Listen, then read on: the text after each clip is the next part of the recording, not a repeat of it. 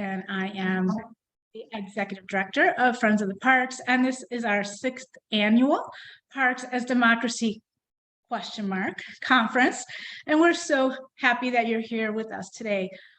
We started this conference based on questions I had about the statement that parks are democratic spaces, and I thought it was important that we make space for people who may not experience their park as a democratic space, or in cases where we don't feel like there's enough democracy or public participation in decision making about parks in Chicago.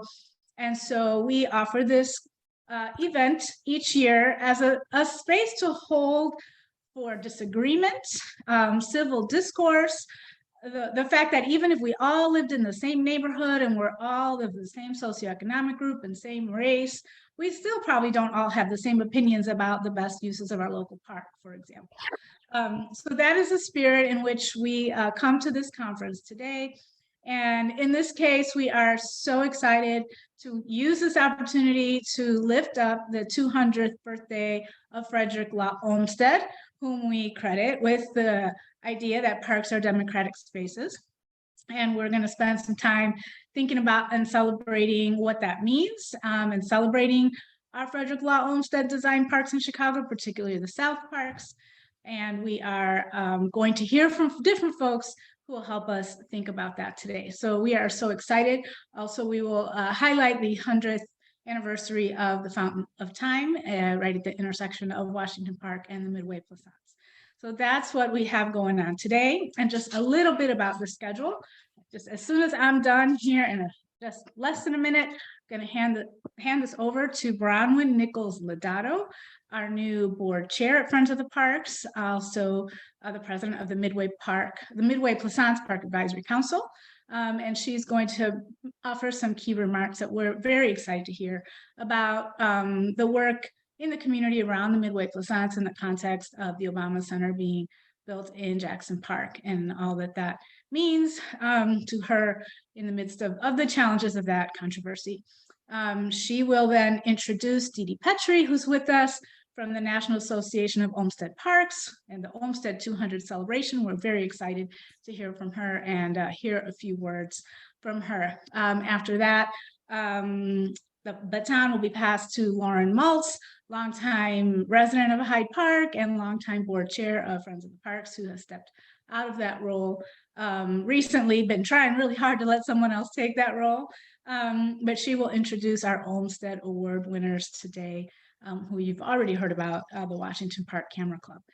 We will be excited to watch their digital exhibit of their photographs, and then have a little bit of time together to talk about that. The last thing on our agenda will be our typical on the table discussion, which is something we started with our very first Parks as Democracy conference 6 years ago, inspired by the Chicago Community Trust on the table effort, inviting Chicagoans to sit together around the table and talk about how we can make Chicago a better place. We started that at our very first luncheon, in-person luncheon, and we've continued it in different forms over the years, including through the pandemic, and still will use this space, maybe in breakout groups, depending on how many people we still have left at the time, to talk about some issues with a focus on the fact that our municipal elections are coming up. And as we talk about parks as democratic spaces, we want to think about how we speak into our democracy, specifically during this election cycle as well. So that's what you can expect today. It's going to be a great time. You're not going to see a lot more of me because other folks are going to be taking up the microphone or proverbial microphone, and we're excited to share with you from various different leaders and friends of the Parks throughout the day. So I'm going to hand it over to Bronwyn Nichols Lodato. Please take it away. Hello, everybody. And forgive me in advance if there are any hiccups. That's technology. I don't have that much power over what's happening in the Wi-Fi sphere. But I just want to make sure I put that disclaimer out there in terms of any potential delays. So first off, I want to echo Juanita's welcome to you all to Parks as Democracy 2022. As Juanita shared, I am Bronwyn Nichols Lodato, and I'm chair of the board of directors of Friends of the Parks. And I'm really pleased to have you all join us for 2 days of tremendous programming. I'd like to commend Juanita and her team for their tremendous work putting together this year's program. And I'd also like to acknowledge the amazing members of the board of directors of Friends of the Parks who give so generously of their time and expertise to support the mission of Friends of the Parks. And of course, congratulations to our Olmsted awardees and our VIP awardees who set an example for fighting for the preservation and maintenance of Chicago parks as vital public spaces, and their work inspires us all. This is an important year to reflect on the importance of parks as we observe the 200th anniversary of Frederick Law Olmsted's birth. And it gives us an opportunity to see how far our work has come to advance a vibrant, equitable park system in Chicago and how much more work we have ahead. Parks are not just a public good, they are good for our physical health, our mental health, for our sense of connectedness to nature, and our connection to each other. Olmsted understood this as he designed beautiful, renowned landscapes in urban settings here in Chicago, but also in Boston and New York, to provide a respite from the pressures and stresses of urban life. Friends of the Parks work continues in this vein, fighting tirelessly for healthy parks for healthy communities. And as we navigate and take stock of COVID-19, that we know is and still is a deadly shock that's blindsided Chicago, we observe also that the most pernicious effects were experienced in Black and Brown communities in the city. Research recently published in 2020 by Yancey states that in Chicago, more than 50% of COVID-19 cases and nearly 70% of COVID-19 deaths involve Black individuals, although Blacks make up only 30% of the population. This is in 2020. Moreover, these deaths are concentrated mostly in just 5 neighborhoods on the city's south side. And so these effects are tragic and they endure, but let's make no mistake, COVID-19 collided with a pre-existing tragic mortality gap in the city where families residing in the poorest neighborhoods have a life expectancy 30 years less than those residing in the wealthiest neighborhoods. And it doesn't have to be this way. The environmental injustices in this city, ranging from poor air quality that follow patterns of racial segregation to the glacial pace of replacing lead leaching water pipes, necessitates a renewed emphasis on how we engage our lived spaces to enhance the quality of life and longevity for all Chicagoans. Democratic practices that have been under assault are exactly what need to be renewed and strengthened to advance principles of environmental and social justice. Olmsted understood the power of parks to promote health and a vital democratic society. And it is as important now as it was then. And this is why we parks people fight. I come to my work as Friends of the Parks chair for my community work as a Park Advisory Council volunteer, serving as president of the Midway Plaisance Advisory Council, as Juanita noted earlier. I started out picking up garbage near the train tracks and became involved in a fight to keep a garage from being built on the Midway. In the backdrop of this work, Friends of the Parks had the position that it was preferred that the Obama Presidential Center, which was kind of the big project that precipitated a lot of these improvements, and I'll talk about that a little later, that it not be built in a park. And if it had to be built in a park, let there be replacement space commensurate with what was going to be lost. And certainly since that position has been taken, there have been lots of twists and turns, and the reverberations continue to play out locally and notably on the Midway Plaisance.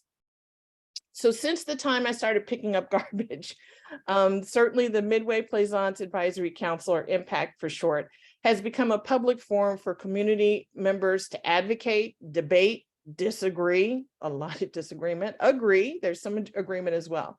And most importantly, demonstrate their shared commitment to the Midway Plaisance as a public park on the south side.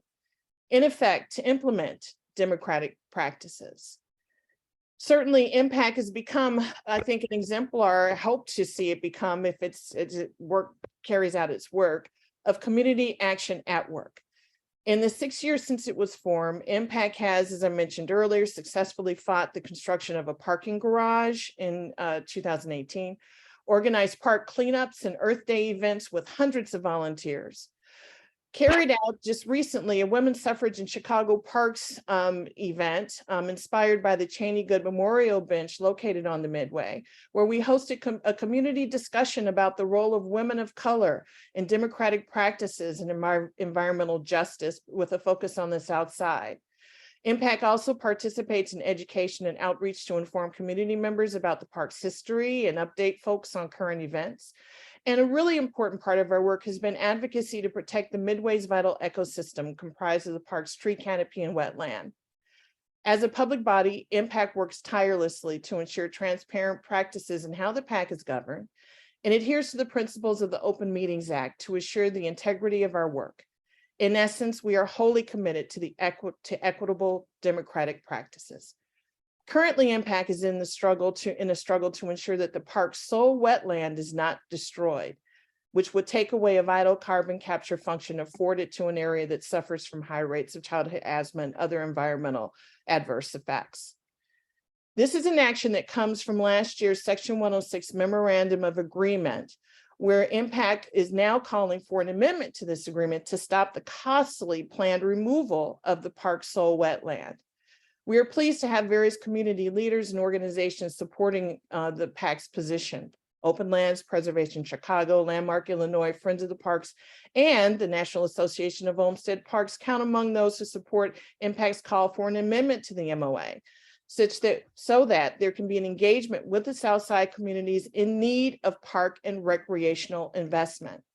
The plan to remove the wetland is not just an environmental injustice, exacerbating heat island and pollution effects from increased construction and traffic, but also exacerbates park inequity on the South Side by spending $3 million on the Midway when there are countless locations on the South Side that do not have access to open green space and trees and the health benefits they provide, and these communities have not been given an opportunity to claim the access to this $3 million potential investment.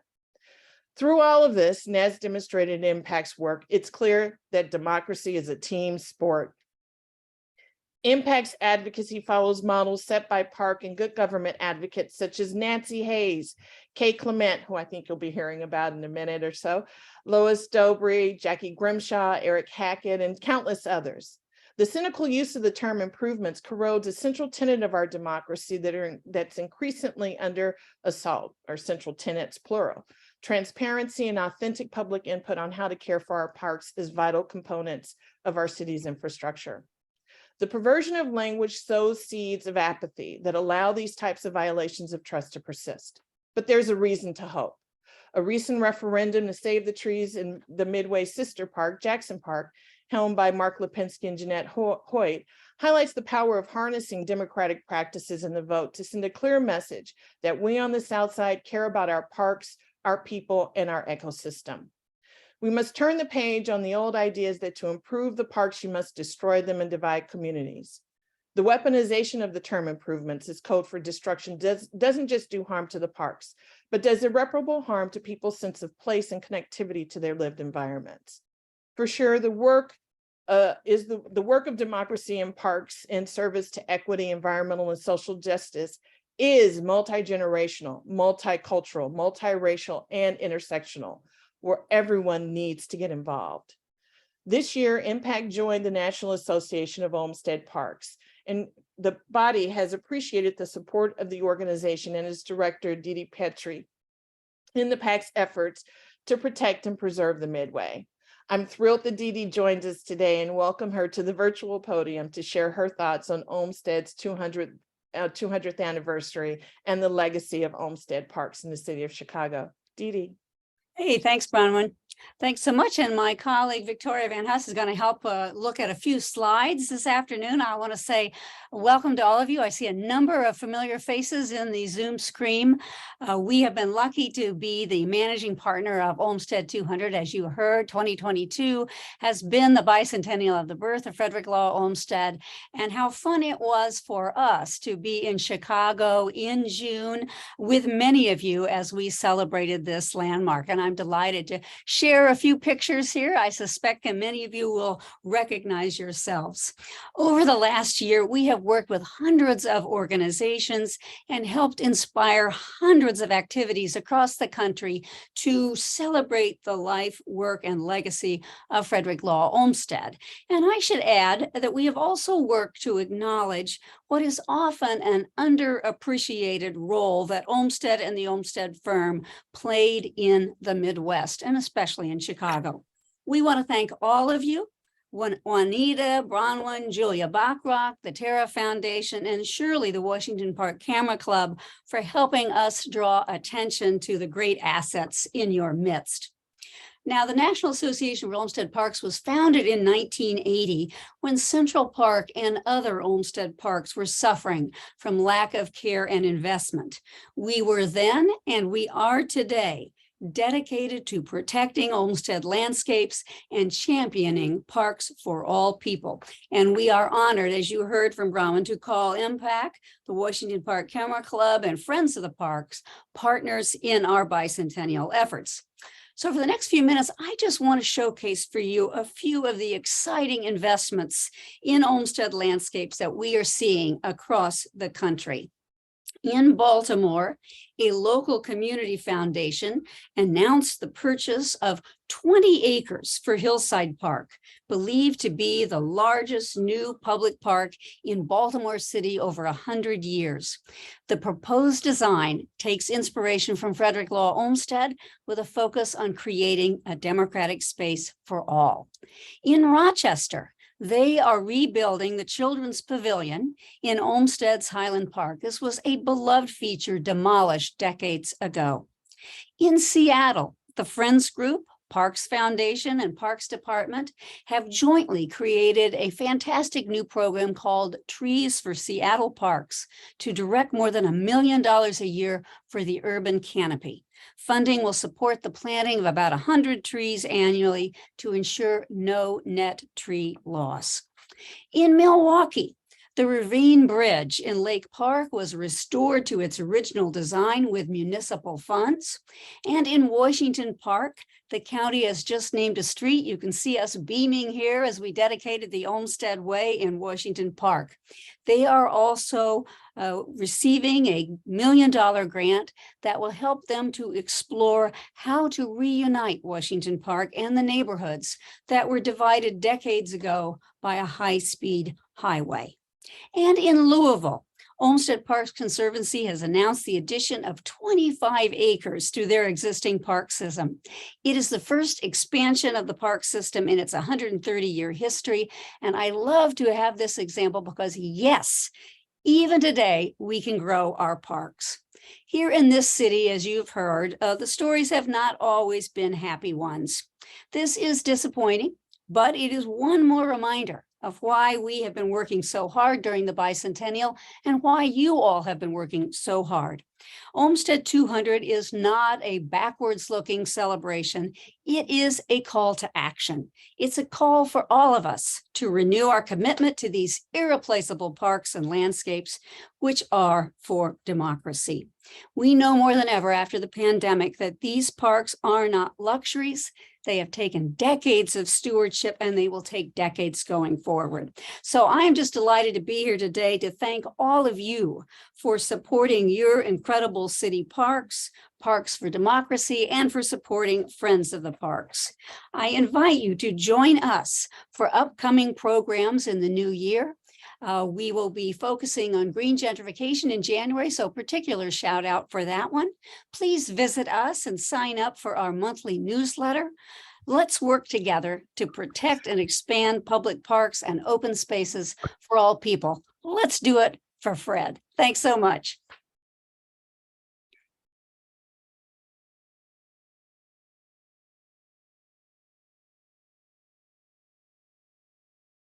Lauren, you're on. Lauren, you're on mute.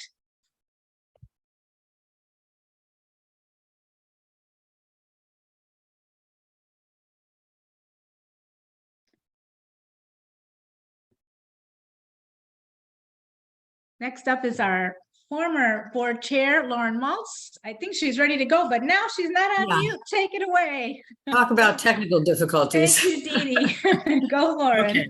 Thank you, Dede. And thank you so much, Bronwyn, for your very powerful words. So perfect for our annual Parks is Democracy Luncheon and Conference, especially one dedicated to the 200th birthday of Frederick Law Olmsted. As a Hyde Parker, I have lived since childhood amidst Chicago's iconic Southside parks designed by Olmsted. Our neighborhood is rooted in both preservation and of the environment and the enjoyment of our precious green spaces in Jackson Park, the Midway Plaisance, and Washington Park. And my own family legacy, as Bronwyn referred, is connected to protecting these precious public lands. My late mother-in-law and former Friends of the Parks board member, Kay Clement, is remembered as one of the ladies who chained themselves to the trees in Jackson Park. To protest Mayor Daley's seniors' plan to build a highway right through the center of the park, a fight for which they both got arrested and won. These days, both Jackson Park and the Midway Plaisance are just steps from my home, and they are subjects of today's struggles about appropriate uses of public parkland. So it is my honor as both a neighbor and a longtime Friends of the Parks board member to continue the legacy of lifting up Olmsted's vision for parks as democratic spaces, as key to community building, and as essential for public health. And it is my privilege to present a very special honor in that vein today. Each year at our Parks is Democracy Conference, Friends of the Parks presents a signature award to a special individual or group that represents our theme for the year and inspires all of us to action in support of Chicago's parks.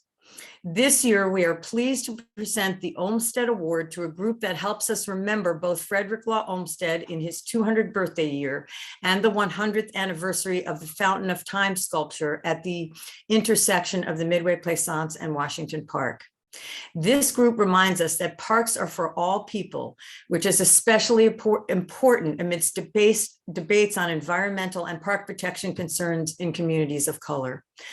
We are excited to present the Olmsted Award to them today and are thankful that they will allow us to share in their reveling in the history of Frederick Law Olmsted's iconic parks via their photographic presentation, South Park Then and Now. We present this year's award to the Washington Park Camera Club, a number of whose members are here with us today. Founded in 1955, the Washington Park Camera Club is the oldest predominantly African-American camera club in the Chicago area. In 2022, the Camera Club launched a virtual exhibit titled South Park Then and Now to celebrate Frederick Law Olmsted's 200th birthday. Through their camera lenses, they showcased how the celebrated landscape architect and our abolitionist dreams of parks as places for all people of all backgrounds has come to fruition. South Park Then and Now shares the stories of three connected Olmsted-designed parks, Washington, Jackson, and the Midway Plaisance, pairing up images from past photographers with those taken by Camera Club members. The 22-minute video weaves together historic and contemporary images of the parks with recent photographs by 13 members of the Washington Park Camera Club. The project documents continuity and changes while highlighting the importance of Olmsted's landscapes in the past and the vital role they play in the lives of Chicagoans today. The exhibit shows how details throughout the parks may change, but the park's purpose of bringing people together remains. Please join me in honoring the Washington Park Camera Club. Yay. Thank you. Good afternoon, everyone. Vanessa Thomas. Yes. Good afternoon. Thank you. I am Vanessa Thomas. I'm the president of Washington Park Camera Club. What an honor it is for us to work. What an honor it is for us to have our South Park Then and Now project recognized by Friends of the Park. Thank you.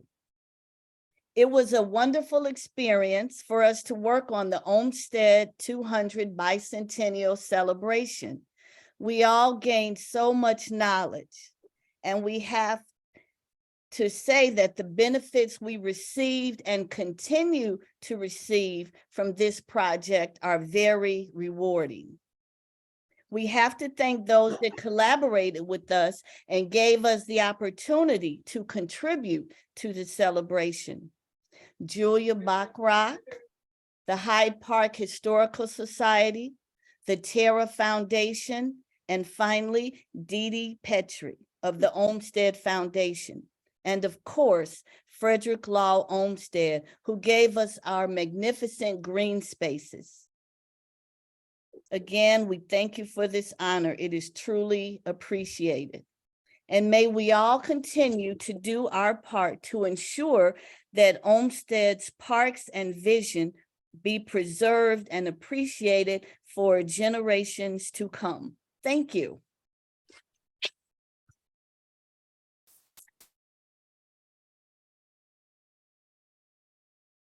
Wow. Thank you so much. It was a great honor to be here. My name is Jen Kilgore. I'm the new Deputy Director of Friends of the Parks. And I am also a fellow Hyde Parker. And so I was thrilled to learn that my first Parks as Democracy luncheon and conference would be about my hometown, because I do think of it as a town, and about some very special places. And I do not want to take up too much real estate, but I would like to share this perspective of, number one, I think of democracy, sometimes I think children are overlooked, right? Because they don't vote.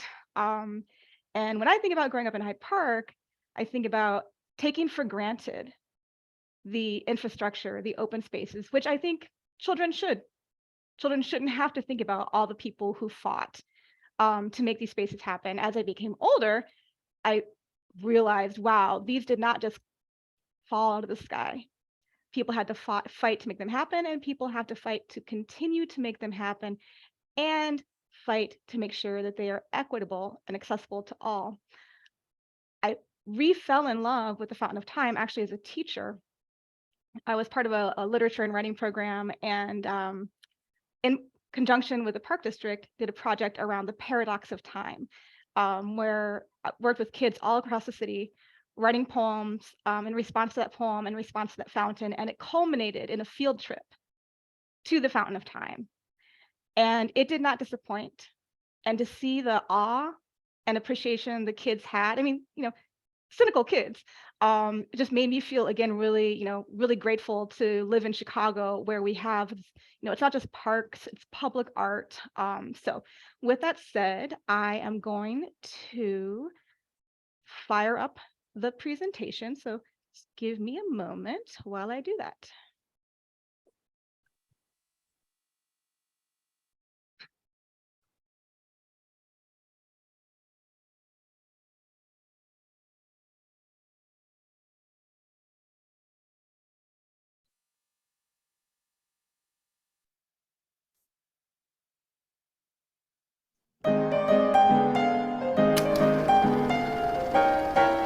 April 26, 2022 marks the 200th birthday of Frederick Law Olmsted Sr., author, conservationist, social reformer, and founder of American landscape architecture.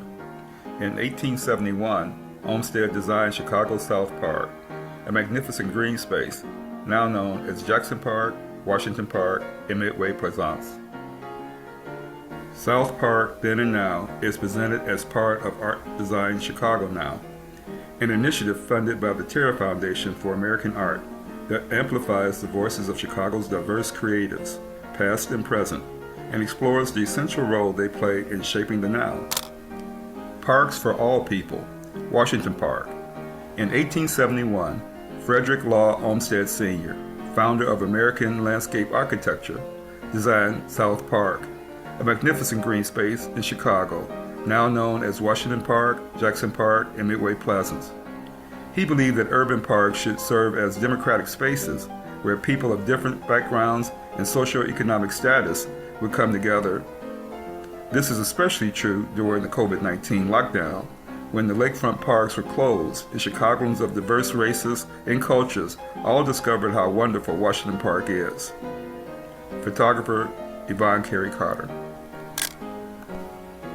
Washington Park Meadow. Frederick Law Olmsted designed the Washington Park Meadow as a relaxing getaway. Left, 1910, sheep grazed in the meadow to keep it trimmed and fertilized. Right, 2021, geese fly in and keep it well fertilized. Photographer, Linda Jones Whitley. Washington Park's Grand Meadow. For over 100 years, people have enjoyed playing sports on the meadow, but it's also beautiful on a foggy night. Left, 1921, right, 2022, photographer Dwayne E. Savage. Love in Washington Park. The park has always been a great place for courting. Left, 1900, right, 2019, photographer Fred Lott. The Park Bench, Washington Park. Frederick Law Olmsted is credited as the first designer to place park benches in American parks. In doing so, he invited urban dwellers to sit and unwind from the stresses of city life. Left, 1915, right, 2021. Photographer, Yvonne Carey Carter. View of DuSable Museum and Garden. This Burnham-designed building, with its fanciful garden, originally served as the South Park Commission headquarters.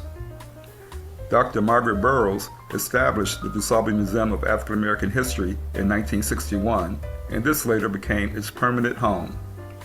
Once the only building on the horizon, it now stands in the shadow of the University of Chicago Hospital. Left, 1920, right, 2021, photographer Dwayne E. Savage. DuSable Museum Women's Board. For nearly 50 years, a dynamic group of women have been devoted to the DuSable Museum in Washington Park, the first African American history museum in the nation. Left, 1987, photographer Rose Bluen. Right, 2021, photographer Lauren Snowden Ingram.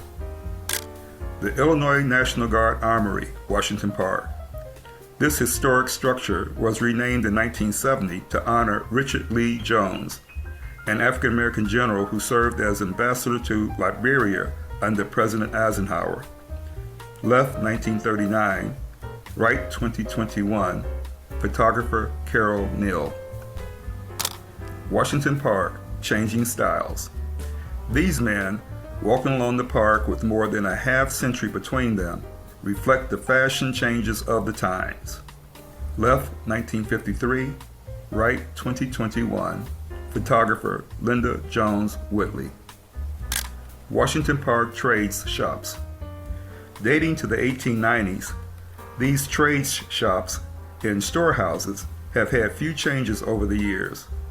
Left, 1967, right, 2020, photographer Diane J. Halley. Community gatherings.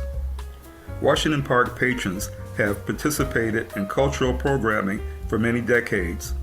Left, 1965, right, 2020, photographer Carol Neal.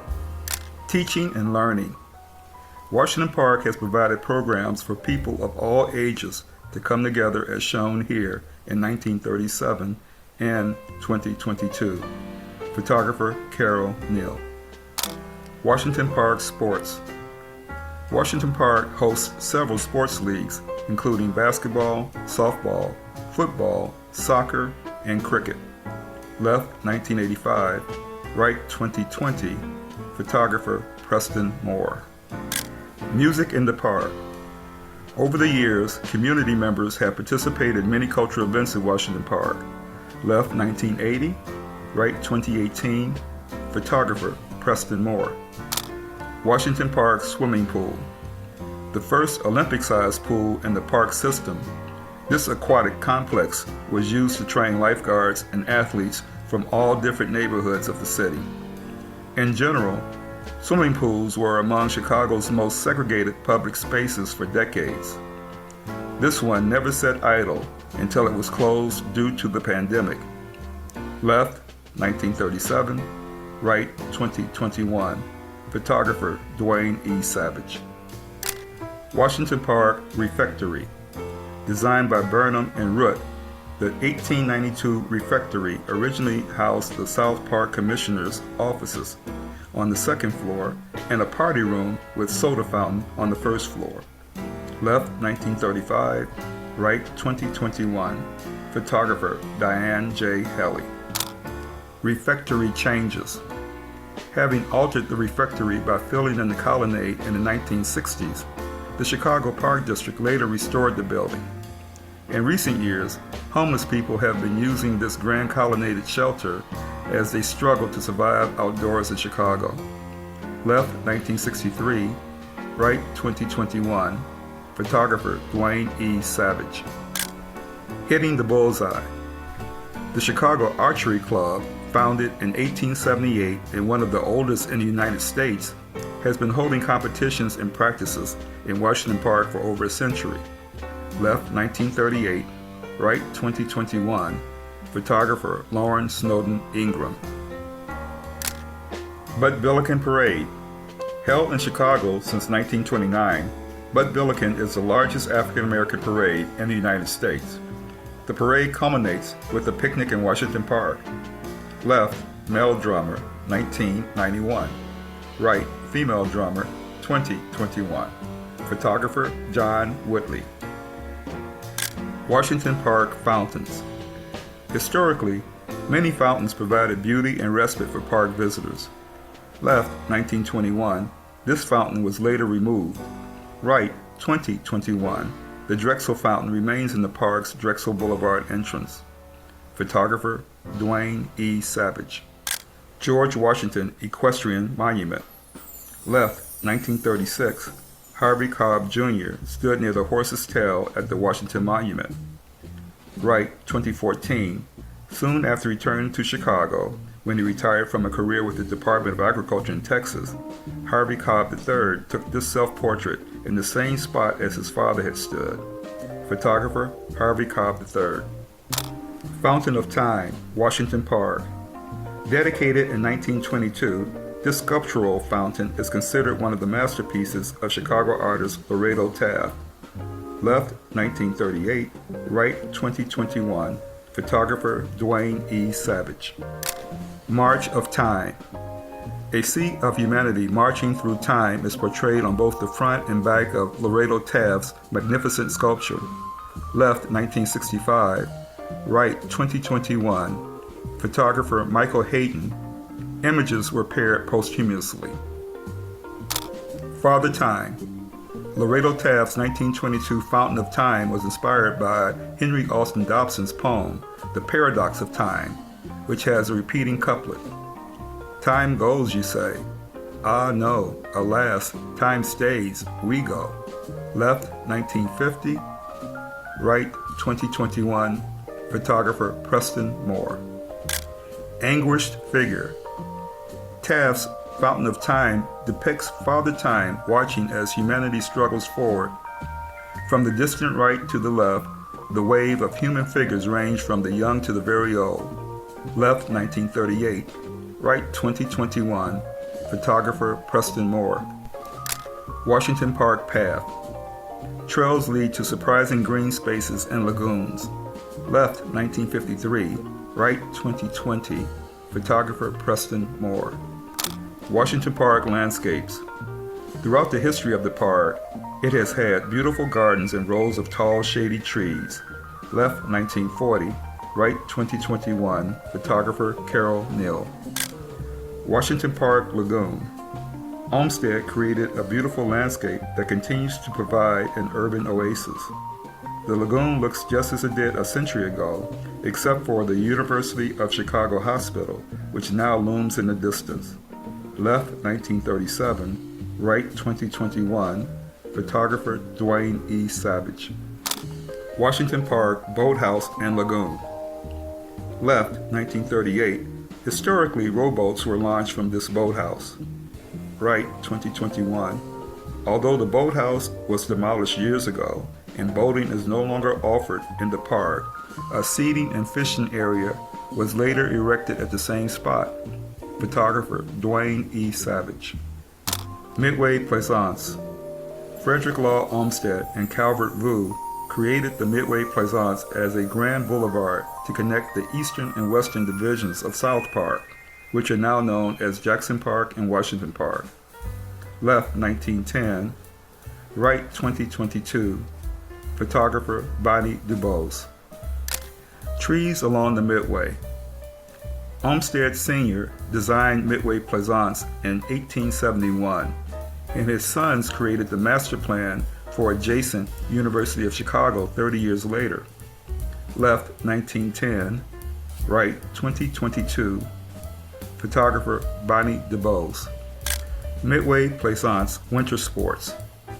Chicagoans have enjoyed ice skating and other winter sports on the Midway for many decades. Left, 1906. Right, 2021. Photographer Diane J. Halley. Midway Plaisance Cheney Good Memorial Bench. Dedicated to Flora Sylvester Cheney and Catherine Hancock Good, this bench serves as a reminder of the women who devoted their lives to women's rights and civic improvement. Left, 1932. Right, 2021. Photographer Vanessa Thomas. Jackson Park Perennial Garden. The sunken circular lawn dates back to Olmsted's 1895 plan for a turning basin for boats that never materialized. Left, 1935. Right, 2021. Photographer Yvonne Carey Carter.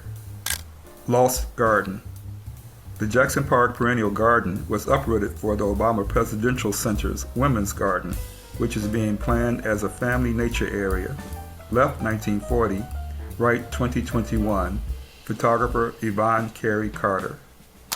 Jackson Park Museum of Science and Industry.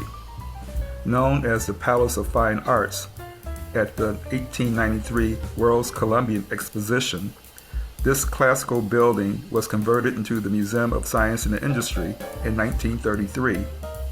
This is the only pavilion left from the exposition. Left, 1925. Right, 2021. Photographer Bonnie DuBose. Japanese Pavilion in Jackson Park. Known as the Ho-O-Den, the Japanese pavilion stood on the wooded island from 1893 until 1946, when it was destroyed by fire. Yoko Ono's Sky Landing sculpture marks the location of the old World's Fair Pavilion. Notice the Japanese lantern. Left, 1893. Right, 2021. Photographer Yvonne Carey Carter. Jackson Park Japanese Garden. This serene garden was created in the 1930s when the Japanese pavilion still stood nearby. After the garden fell into a terrible state of deterioration, it was reconstructed in the 1980s and has had many improvements since then. Left, 1938. Right, 2021. Photographer Diane J. Halley. Jackson Park Lagoons. In 1871, Olmsted planned South Park with a system of lagoons to provide scenic boat rides from Lake Michigan through Jackson Park in the Midway Plaisance to end in Washington Park. Left, 1953. Right, 2021. Photographer Preston Moore. Jackson Park Waterscapes. The park's beautiful lagoons provide a sense of peace. Left, 1920. Right, 2021. Photographer Preston Moore. Jackson Park Harbor. For over a century, this has been a lovely spot to watch sailboats. Left, 1900. Right, 2019. Photographer Fred Lott. Jackson Park Golf Course. In 1899, this was the first public golf course west of the Allegheny Mountains. At the height of the COVID pandemic, golfers still came out to play around. Left, 1959. Right, 2020. Photographer Lauren Snowden Ingram.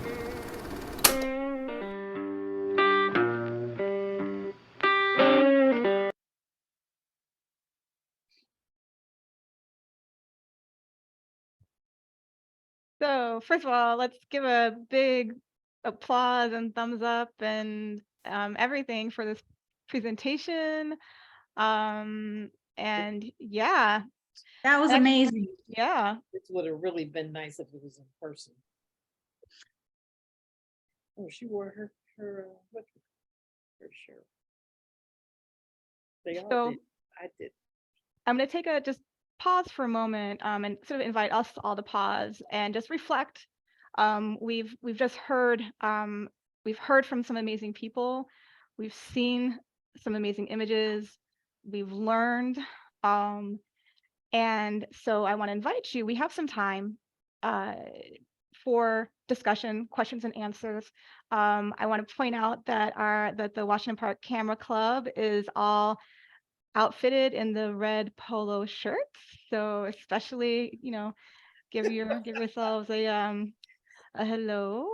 And so first, I invite you to just put some questions in the chat, things you might want to ask the members of the club, just questions you have about what we've been hearing in general about, you know, democratic spaces and the legacy of Olmsted.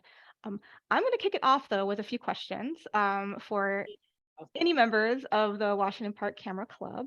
And feel free to pass if you're like, I don't like that question. But I'm going to ask a very predictable one, which is, you know, what do you think, you know, based on the spaces, the South Park spaces, what do you think Olmsted would be most proud of? And what do you think he might be most concerned about?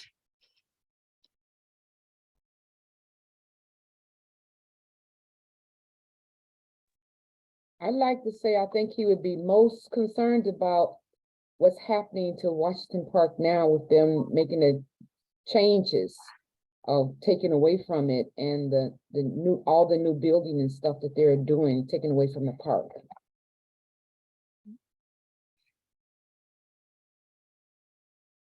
I'd like to say, am I on mute?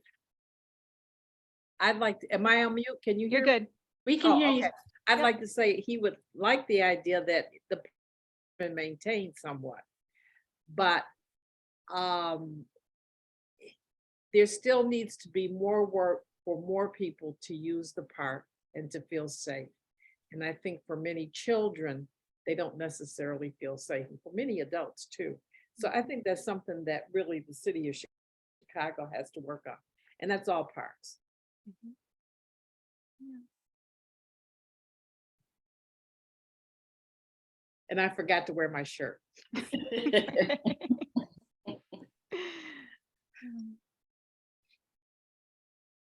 Well, let me comment since no one's talking. I want to comment about Fred's photography of the couple in the park. And I don't know if you can go back and look at that, but that reminds me so much of an impressionist painting. He likes to do a lot of work on his photography. And I just think that that particular piece is gorgeous. Mhm. There's one thing that I like to say though, we've been in Washington Park as a camera club since 1955.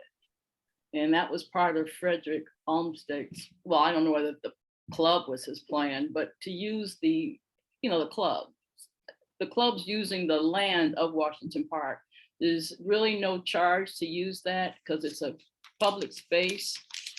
We've had the opportunity, to go out and take advantage of Washington Park, Midway Plaisance, and also Jackson Park. And I mean, for me, this project, it kind of started when we realized a lot of the parks were being demolished. We wanted to go out and document the areas.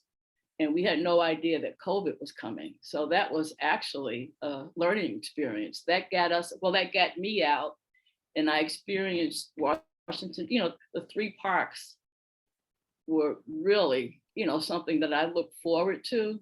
You couldn't go inside to these health clubs because they were locked down. So you're out in the parks, you're meeting different people. You're out there walking up and down the trails that Olmsted, put in place, 100 years ago. It's the same thing, and it's relieving. It's a mental relief, because if you remember just how bad COVID was, if we didn't have those parks, there was no place for us to go. So we really, really have to protect, of these parks, as, friends of the parks have been telling us. It's very important. Thank you. And thank you so much for this this award. It really means a lot to us. Thank you once again. Thank you, Yvonne, and you're singing our song about how important the parks are for our public health and our mental health, and it's great. Thank you. Yeah, I mean, it kind of reminds me of, you know, when these spaces were being designed, you know, that the impetus was in part for, you know, public health and getting, you know, the air outside. And sometimes I need to remember to like really, really, really go back, really try to imagine what life was like, how people were experiencing time, space, what the air was like, what it sounded like. So yeah, no, that's I appreciate those responses, and I'm gonna just throw out a few more, and also just I don't want to take this over, so other people can ask questions. And actually, we have a bunch of questions in the chat, so folks can also see. We've got a lot of people saying, "Hey, you know, we got the coffee book idea. How do I start a photography club?" But I will just ask, and then I'll check out the questions in the chat, and also other people can just chime in. Is what role right now do you feel like these spaces and these programs can play in improving our democracy?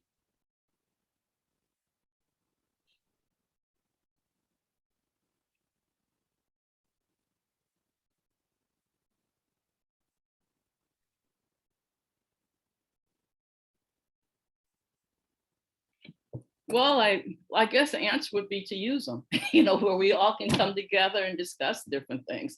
I mean, like my park bench in the picture, you have no idea who's going to sit next to you in a park bench, who you might run into, and anything can develop with that, you know. I mean, just a conversation. And the fact that Olmsted put benches there, we should take advantage and sit down and talk to your neighbor. And you might not do that if you're going to a health club or, you know, just stumbling around, but in the park, you get the chance to sit down and kind of take a deep breath.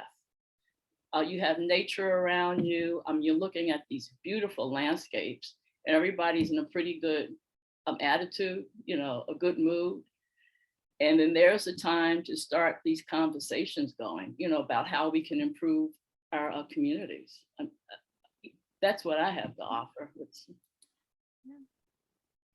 On the days that we, as a group, as a club, walked through the park with doing photography, there were people that we met that would say, we take this walk every day. We don't take it for granted. We found through Julia this amazing but little, what was it, the waterfall? The waterfall. Oh, yeah. I'd never seen that. Never seen that before. Never. But it was just so gorgeous.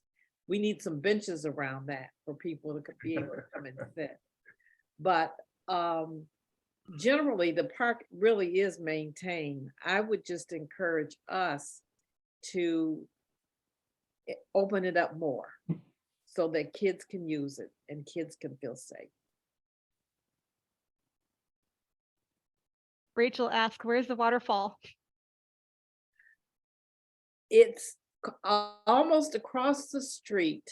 It is immediately west of the DuSable Museum on that drive. And there's a drive that probably people don't cross because the cars are going so fast. But if you cross in front of the museum on that side and walk south, you will walk into it. That's my perspective. I don't know if anybody else has a better sense of direction. Yeah. See, but that's the idea about Olmsted and parks in general. If you're just, I mean, I've driven through this park for years, but if you're not getting out, walking through all these hidden spaces, I mean, this is the way he designs parks. You're walking, then all of a sudden you're running into this and that. I encourage you to take a group or partner out and just explore. I had no idea that waterfall was there. No idea. You know, what I could add is that it is a very integrated space. During the day and in the morning, there may be 20 to 30% of the people in the park are Caucasian. And this is a heavily surrounded by a very Black community. But they're there walking their dogs, taking pictures, jogging, their normal strolls, and there aren't any problems at all. One of the things that I would love to see is, because we live so close to Hyde Park, and there are call boxes on Cottage Road, that's how close they are to the park. I wish that there would be some call boxes in the park to give people a better sense that, I don't have to worry or walk away when I see somebody walking toward me. It's still a very advantageous place for a criminal to do activity. And I think they could do some things in that respect to make it better and safer for the 80% of Black folks that are in the park every morning. So that's one thing I think that could really help out quite a bit. Oh, let me add, when you say that, I haven't done it in the last couple of years, but I golfed in Jackson Park, and a couple of years I remember when my father couldn't golf there. But there was a time not so long ago where he had to call what he called Piper Peace, which is way out. So that's one thing I remember. But Jackson Park improved. For instance, there's a nice clubhouse, but when you go out in that park, there are no toilets on an 18-hole golf course that you want to use. They are really not nice. And so people do what they need to do, and you know what that is. That's not good either. Then you have the issue of the geese, and you almost have to strip when you get home because you got to take off those shoes because you've been walking through geese stuff on a regular basis. The other thing that people don't appreciate about that golf course is, as I would like to say, 18 holes ain't no joke. It's a big park. So it's used, but it could be used even more if they did some improvements that are very basic. There's one thing I want to chime in with what Lauren mentioned. She just kind of went over it, slightly.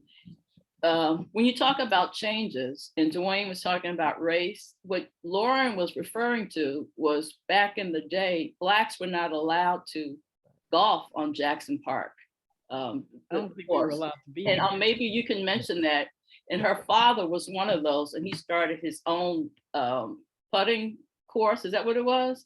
But it's improved since then, of course. Did you want to talk about that, Lauren? No, I can just remember him going golfing, and they would have to go to Piper Peace, which was a public golf course in Cook County. It was way out, like 160th and something. And he could not go to Jackson Park. And we didn't move here until the late 50s. We went to Washington Park, but Jackson Park was the city golf course, so to speak. And so when you think about it, when you think about what happens when people have access to equal opportunity, what happens to their lives, how their families improve, and how the world sees that. I'll make the comment about my uncle, because I'm originally from Detroit, and he was in the Olympics, London, 1948, but he could not run in the parks. He ran and practiced in Elmwood Cemetery, which was a block from the house. But look what happened. He was one of the winners in the 1948 Olympics. Just think if he had had equal access. It makes a big difference. Yeah, the parks are very, very important. And we pay taxes. We were still paying taxes like everybody else. That's the other issue, is that we pay those taxes. Well, thinking about the park's uses, because someone, Lauren, I think you mentioned, 18 holes is a tremendous amount of park space. Ain't no joke. Dedicated to only people who pay the T fee and ride around in a cart to be able to access the park. So I mean, the park is in a predominantly Black community where over half the acreage is restricted. And if you go by there, as many do going up and down South Shore, you'll see that I would think of just at least more than half the people there are white, taking advantage of the park district pricing for golf. When you couple that to across the street is another 9-hole golf course taking up all of South Shore Cultural Club's green space. That's 27 holes. And is that space really used by the people who live in the community around there? You know, maybe instead of more expansion, reallocation, or maybe some kind of a dual use for all of that fairway and greens that could be used at other times for the community. But yeah, that is a lot of space there that is not really going to use for the people who live in the area. You know, there's stories that I hear. For instance, there are a couple of golf instructors current at Jackson Park, but when they were little, they couldn't afford the fees. So they would sneak into the park after hours, especially in the summer when it wouldn't get dark, and play at the end. And there's some adults that still do that, by the way. They wait and they play in the spots where the cameras can't see them. But there's he's not young. There was a man in Austin, Texas, who lived near a park and he wanted to play. It was segregated. They would sneak in and play. And some woman, a leader in the city, said, let them play. They knew what they were doing, of course. So this man, after he retired, played every day, to the point where his family bought him a cart, and they put the golf cart in his trailer, and he would take that over to the park and still continue to play in the public park until he was 85 years old. It's equal access, I think, is one of the safety and equal access to all is so important. We had a neighbor once who was from China, said that people used our parks more than they did there, and that we were better fit than they were. And I was like, really? And he said, yes. He said, we really use our parks.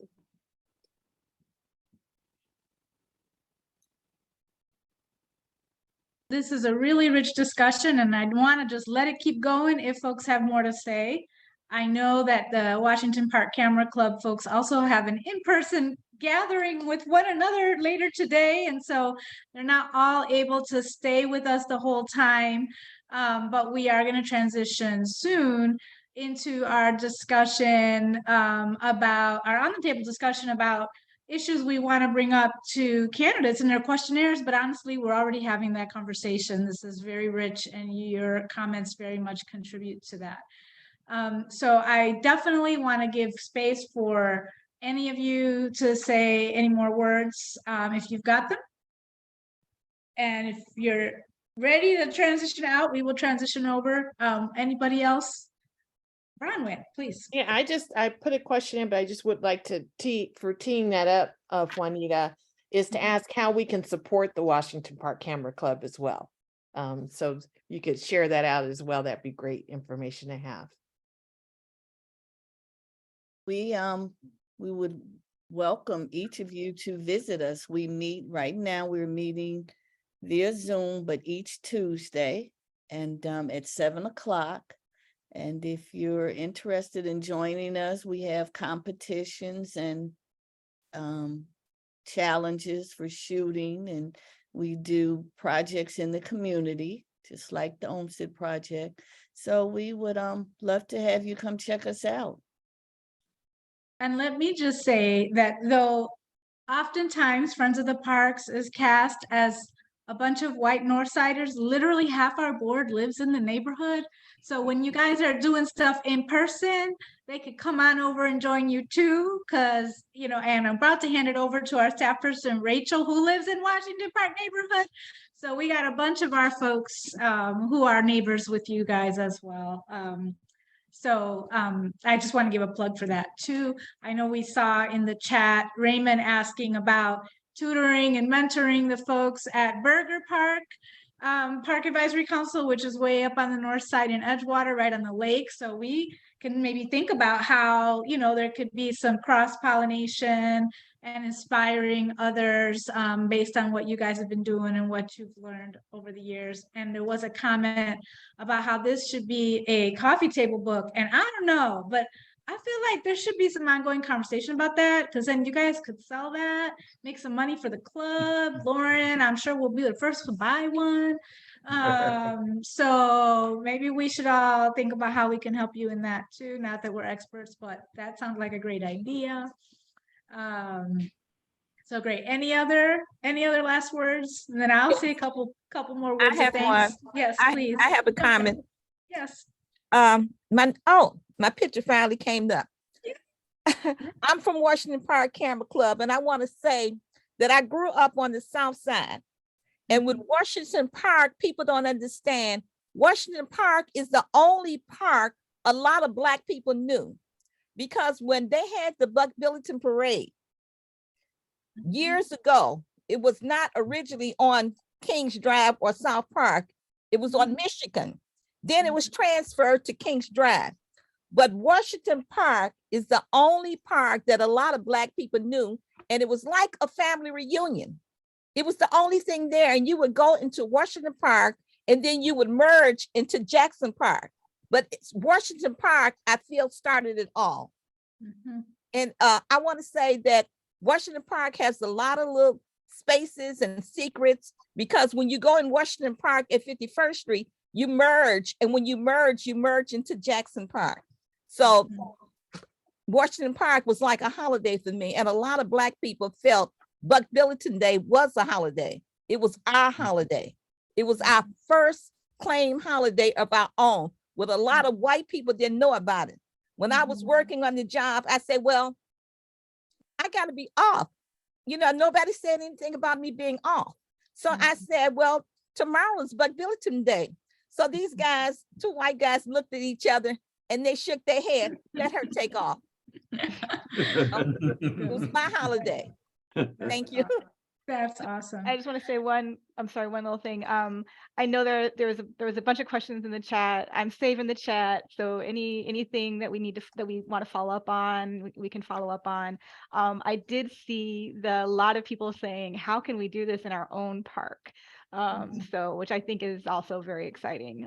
So maybe there'll be some more presentations, but yeah. So thank you so much. I'm so inspired. And we all know Julia Backrack, who was such an important resource on this project to you. And maybe if there are other parks that also want to do this kinds of things, you know, a number of us have access to Julia to see if she could be helpful if there was some research on the history side, because that was a very interesting element of this project. And I just want to personally thank you all before we transition for being comfortable bringing up issues around segregation in our parks. Friends of the Parks literally started this conference with that very question in mind. Timuel Black spoke at our first annual Parks Democracy Conference and shared the story of how he could not access Rainbow Beach, right? Because for me to say parks are democratic spaces as a statement rather than a question mark, when so many people historically have not had access to all of our parks and beaches based on race, is just difficult. And as a Puerto Rican, though I'm light-skinned, I very much resonate with challenges that many of our communities have with accessing spaces, right? So I just want to thank you for bringing that up, because that's a real thing. And even though we may be able to access spaces today, we still may have memories, history, bad taste in our mouth from spaces that even during our lifetime may not have been accessible to African Americans and maybe to others. So I just want to say thank you, and for feeling comfortable putting that out there with us, because we want to be a space where we can talk about that. So again, thank you so much to the Washington Park Camera Club. I have one question before I leave. Yes, please. Is Irma Tranter still with the Friends of the Park? She retired a while ago, though. She doesn't like the word retired. She doesn't like anyone to think about how old she might be. But she's around, and we hear from her sometimes. And sometimes she calls me and says, hey, I heard about this issue. What's Friends of the Parks doing? But she's around, but you know, she still bikes to meetings. I met up with her once and she came up on her bicycle. But tell her one of the Stony Island runners ask about it because, you know, Irma was a great runner. Yes, I'm pretty sure she's probably still running. So I know she's biking because she came to a meeting with me on a bike. So thank you so much. That's awesome. Just like one thing that I'd like to like to add. one thing. Oh, yes, please. One thing I wanted to add is that I know Friends of the Park are monitoring the parks all around the city. Washington Park Camera Club travels. So if you Yes. need someone to document some existing conditions, some things that Great. may be taken away, you know, we'd love to do that because we need photography assignments. So there could be That's great. Be synergy. careful what you wish for. We're going to take you up on that. Hey, well, Yeah, watch our we'll next blast. volunteer or we won't. We're a That's whole great. volunteer club. Yes. That's great. Yvonne, I One think you were thing I going to say just want to reach out, and Vanessa, correct me if you have something else. If anybody has any questions, they can reach us at Washington Park Camera Club. I think it's .org. .org. Yeah. .org. Okay, WashingtonParkCameraClub.org. You can put your questions in there and we can get back to you. Anything that you want to know. Thank you again for this opportunity. Thank you so much. This was so rich. And I knew that you guys would get talking once we opened it up. That's great. No. So we're going to transition. And I know some people will have to drop off as you need to get back to work or go to other things, but we're going to keep going till about 2 o'clock into the next part of our conversation, specifically pulling out more conversations about what we should be asking aldermanic candidates and mayoral candidates as this election cycle comes up. So I'm going to hand it over to Reverend Rachel Burkon-Rommelfinger, who is our Director of Policy and Advocacy, and who, as I mentioned, lives in the Washington Park neighborhood, steps from the actual park. So Rachel, take it away. Thank you so much for that introduction. Hello to folks that maybe haven't met me before. And as Juanita said, I am a Washington Park, both neighborhood and resident and park user regularly. And she has been to my house and you really can see the park from my house. The Bud Billiken Parade, I can see and hear and basically like touch from my front porch all of what's going on that day. So it's been great to see all the photos and everything. I had already watched the South Park Then and Now presentation before today, but it's just so close to my heart living in the community and walking that park. That's why I wanted to know about the waterfall, because I was like, maybe I've seen that, but now I'm going to go look. So I really appreciate it. So thank you everyone for, if you're able to stick around to join us for our On the Table conversation. As Juanita mentioned at the beginning of our program, this has been a key piece of this conference since its founding to allow us to have discussion and dialogue. And this year it's even more important because we want to connect what we talk about and brainstorm to the municipal elections that are happening in February, both aldermanic and mayoral, because as we've talked about all this afternoon, parks are central, right, to our city and to our life and our quality of life. But sometimes our elected officials aren't prioritizing parks, right? Don't talk about them enough, don't see the value that we've described here today to the community and our life and our thriving. And so we wanted to take some time to surface with all of you, what are the issues in our parks? What are the concerns you have? Things we want to raise up to those elected leaders to put before them as they're thinking about taking office, and then to be able to push them on once they take office, right? So we're hoping on January 1 from Friends of the Parks to issue a citywide questionnaire to aldermanic and mayoral candidates about park issues. But we'd also like to support community groups and park advisory councils in creating, taking that citywide one and or taking just maybe individual questions from our citywide questionnaire that you might put forth to aldermanic candidates specifically in your ward or your community, so that you can kind of dig into what are the most pressing issues and help as I've already said, help our elected officials see the importance of parks and how parks connect to so many issues in our city, and help them to really prioritize that and to think about it. So our discussion time today will be until about 2 o'clock. We'll end a little bit before so we can do a closing. But the big questions we want to brainstorm with you, I dropped in the chat, is, as I've said, are what are the issues most pressing for the parks in Chicago at this time? Or maybe another way to think of it is what concerns have arisen for you in your park in the last year.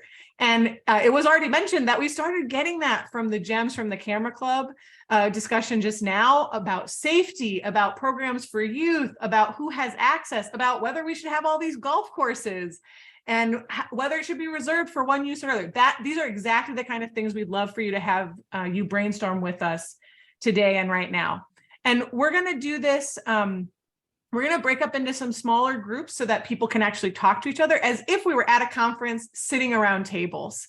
And we're going to also use a sort of a written activity, which I'll show us first before we go into our breakout rooms, but each room will have a staff member who can also facilitate. And if the technology, if I show this to you and you're like, Rachel, this technology is overwhelming me on the Zoom, don't let that stop you. Just use your voice, just use the chat. The technology is a tool that can enable us to connect together. It should not be a limiting factor. So I'll share with you right now my screen so you can see the board we'll be using. So we're imagining that we're at tables today and that we have like a piece of paper or a whiteboard on our table, and that we're each being given Post-it notes so that before we start sharing our ideas verbally, you have a chance to maybe think about what you'd want to share in answer to the question of what are the concerns or issues. And on this board that you can see, we have listed the chapters of the State of the Parks report that Friends of the Parks issued in 2018. Not because those are the only ways to categorize things, but because that is a way we already have talked about some concerns and grouped them. So this is, again, just a tool, but we want to see whatever ideas you have. On this board, you'll notice on the left side of your screen that there is a little place to click to make a sticky note. And when you make the sticky note, it comes up right in the center, and you could pick your color if you want it to be pink or blue or yellow, or you just don't want to mess with that. Don't worry about it. And then you can write whatever your concern is. I heard that the bathrooms are awful earlier. So maybe you just write bathrooms. And imagine it is an actual sticky note. So you could write, because it's a computer, you could write me an essay, but I encourage you to use, if you could use fewer words, it makes it easier for us all to see on the big board. And then I click save. And you'll see my note jumped up on the board so that I could see it.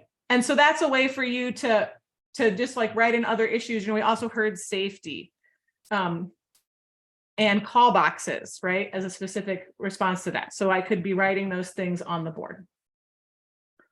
Right, and then we would just put this here as just a way for us to gather information. And what we'll do in our small groups is we'll give you a chance to use that board together, but then also to go around and verbally discuss what you see other people having put up, and to talk, just have an open dialogue together about what are the concerns and issues that you're seeing. And as I said, there'll be a Friends of the Park staff member in each of the rooms to help facilitate and to help with any technology needs.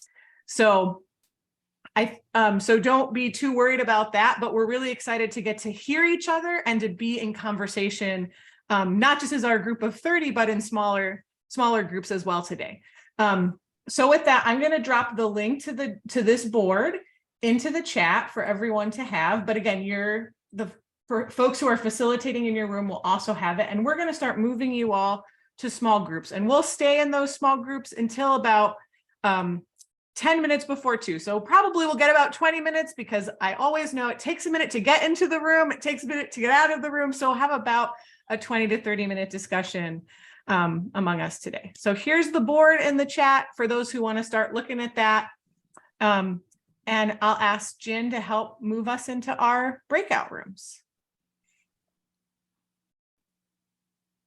And since I know some folks are, oh, Elvia's on it. All right, so it should say on your screen, you probably get a little note that says, is inviting you to join a room. Please click that and we'll send you on over there.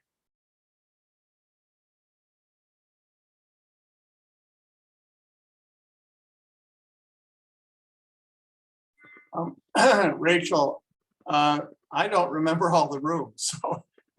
That's okay. It should be in placing you in one instantly, Fred. Is something popped up on your screen? Yes.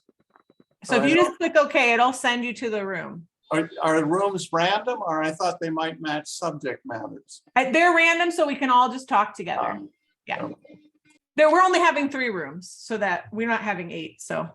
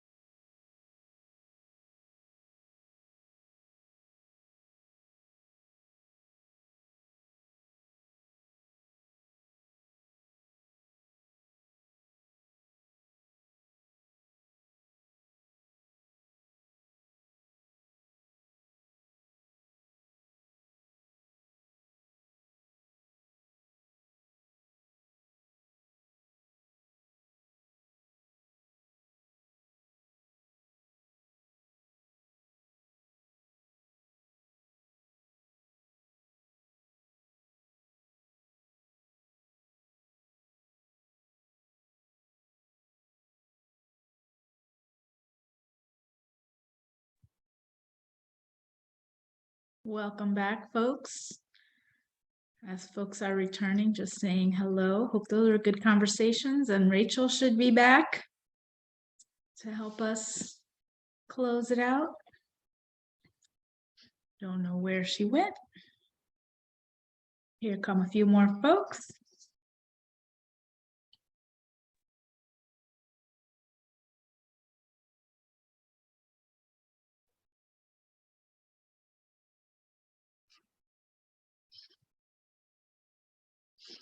While we're waiting for Rachel, who I think is going to help us kind of wrap up that session, just want to remind folks that we have another session tomorrow from noon to 2.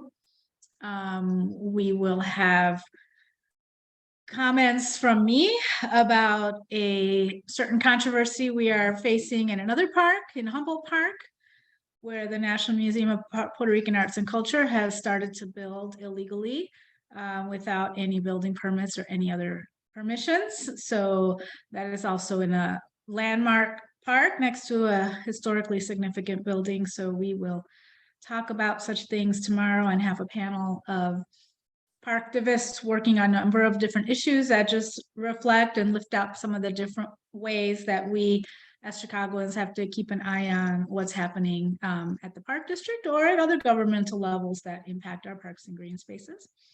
And we will also have more dialogues like this one.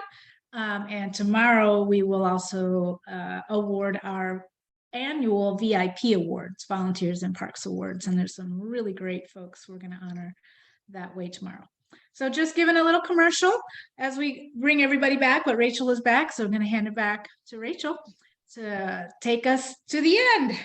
That's right. Yeah, so thank you all for great conversations. We were obviously right to the minute in my room because we were so fired up.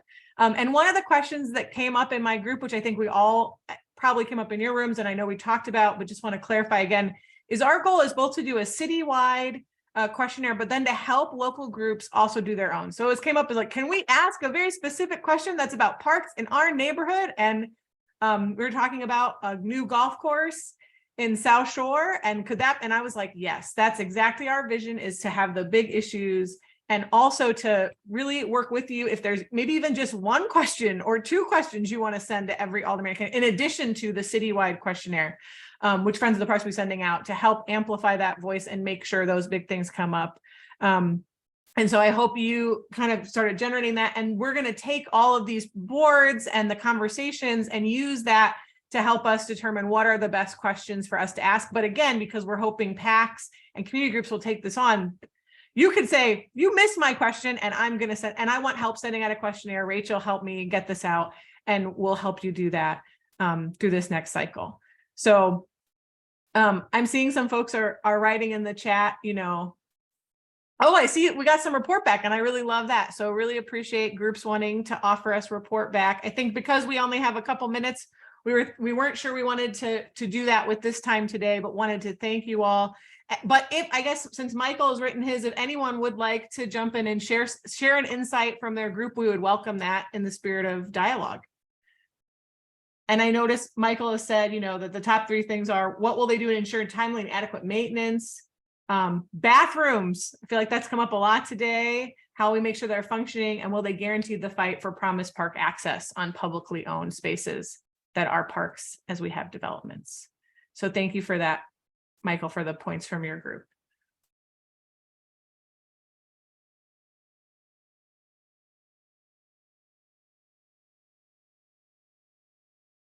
We'll not seeing anyone else. Again, just want to thank you. Our next steps with this, as I said, is we are working on a citywide questionnaire for January 1, and the elections are February 28th. So I hope you have that marked in your calendar as a time to vote in Chicago, or early vote, get it in before. But that's sort of our timeline. And as we're working with you on park specific or community specific questionnaires, keeping that timeline in mind, that those need to go out in January, because early voting will happen will begin in early February. Rachel, just so you know, there's a couple more comments in the chat. Yep. And the December 15th date, maybe there are folks here that would want to encourage some other friends to come out to that, actually maybe a little bit longer discussion. Yeah, we'll be doing an hour and a half similar to this, but allowing us to generate more ideas on December 15th from 3:30 to 5 at the end of the day. We can share that with everyone who's registered for this conference as a way to send that out to your community members. So this is kind of like a light version of that same dialogue, and we've already done this a few times. And I know Juanita also mentioned that we'll be kind of continuing this conversation tomorrow. So if you're joining us again and you think of more ideas, that'll be another great chance to talk with some new folks and to generate some new ideas about what are the priorities we should be putting before people. And again, if you want to come out, it's Thursday, December 15th from 3:30 to 5 for another conversation, and it's open to anyone who wants to join us. I just want to say thank you so much to all of you for participating today. For those of you who stuck through all the way to the end. And I know some of you who were part of the candidate questionnaire conversation today had also already been to another candidate questionnaire meeting. And I got to tell you, we've gotten some great feedback, and I would even invite Raymond if you'd like to say anything. You know, sometimes it's not only about what you share, but just the hearing of other other people's ideas, being encouraged by the action that is happening around the city. So participating in this conversation over and over again is actually not a bad thing, because we all kind of learn from one another and understand better kind of what the issues are that resonate across the city. Because there are some things that are very local, but there's a lot of things that we hear that have slightly different manifestations, but really we see all over the city. So just want to thank you for being here. And if anybody has any last word to sign us off, we're happy to hear your feedback. Going once, going twice. Thank you in the chat. Heart from Raymond. Thanks, friends, for being here. Hope we'll see many of you again tomorrow. We'll be in touch. Check out our Facebook page. Make sure if you're not on our e-blast list, you can easily sign up on our website. But if we've got you for today, we're never letting you go. Thanks for being with us. Yes, thank you so much. It was really an honor. Thanks. Good meeting. Thanks, everybody. Well done. Bye-bye, everybody. Awesome. Bye. Thanks, Bye-bye. guys. Thanks, everybody. Bye. Someday. Bye. Thank you. Bye.